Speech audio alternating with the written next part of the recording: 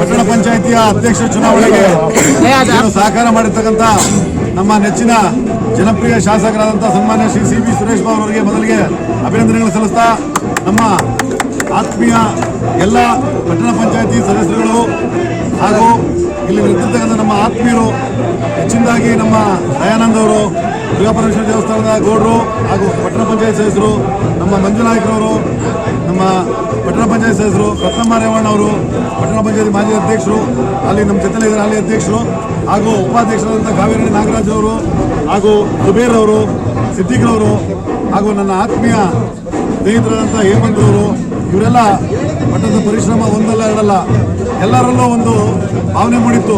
ಏನಂತಂದರೆ ಎಲ್ಲ ಪಕ್ಷದವರು ಸಹಿತ ಒಂದಾಗಿ ಇವತ್ತು ನಾವು ಎಲ್ಲ ಪಟ್ಟಣ ಪಂಚಾಯಿತಿನ ನಾವು ಸುಸೂತ್ರವಾಗಿ ನಡೆಸ್ಕೊಂಡು ಹೋಗಬೇಕು, ಅಷ್ಟೇ ಯಾವುದೋ ಲೋಪದೋಷಗಳಿಲ್ಲದೆ ನಾವು ಊರಿನ ಅಭಿವೃದ್ಧಿಗೆಲ್ಲ ಕೈ ಜೋಡಿಸಬೇಕು ಅಂತ ಹೇಳ್ಬಿಟ್ಟು ನಾವೇನೆಲ್ಲ ಯುವ ಪಡೆ ಇವತ್ತು ನಿರ್ಧಾರ ತಗೊಂಡು ಗಟ್ಟಿಬದ್ಧವಾಗಿ ನಾವು ನಿಂತ್ಕೊಂಡ್ವಿ.